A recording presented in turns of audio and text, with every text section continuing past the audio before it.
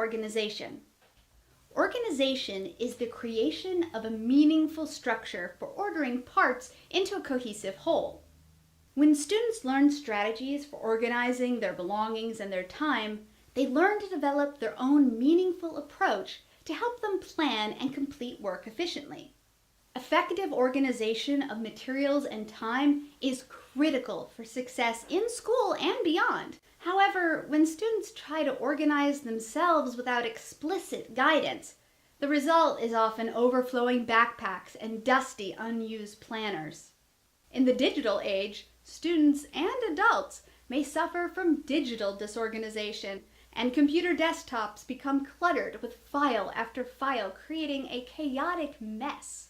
By teaching students concrete organizational strategies and ensuring that they understand the value of these strategies, students will learn to control their time, organize their environment, and work more efficiently.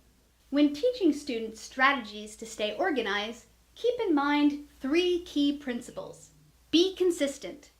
Whether students are organizing files or prioritizing the steps they will take to study for a test, a systematic approach to organizing will only work if students apply them consistently, and not just at the beginning of the school year. Reserve time for organization. Make sure students have time specifically set aside to apply organizing and time management strategies to their work. Perhaps a few minutes at the end of each class period to put away papers and enter important due dates and reminders in their planners, or even 20 minutes a month to clean out their binders. Allow students to customize. It's also important to let students know that they can adjust their approach as necessary. It may be tempting to pick 1 or 2 organizational strategies for all your students to use.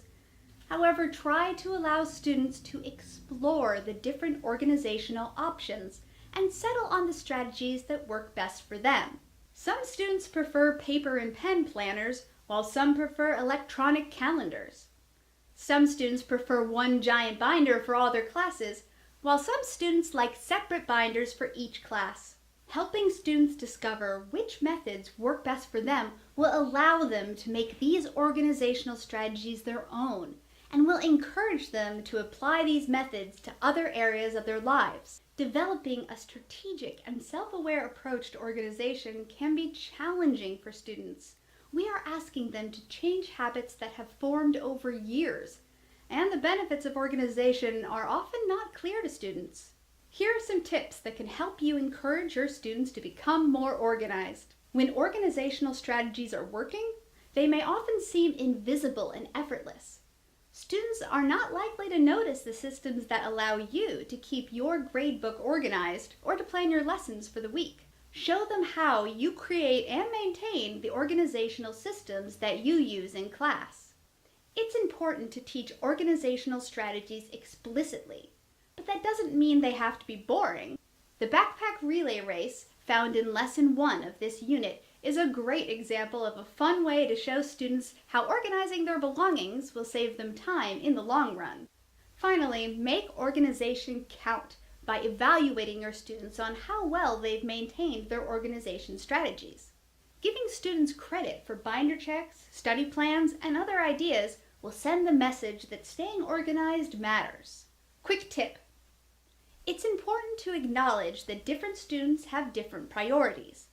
Activities that seem unimportant to us may be critical to your students. When planning their time, teach students how to identify and schedule the things they have to do, have-tos, versus the things they want to do, want-tos. Keep these concepts in mind as you teach the SMARTS organizing lesson plans. Feel free to refer back to this video, and if you have any further questions, comments, or concerns, contact us at info@researchild.org.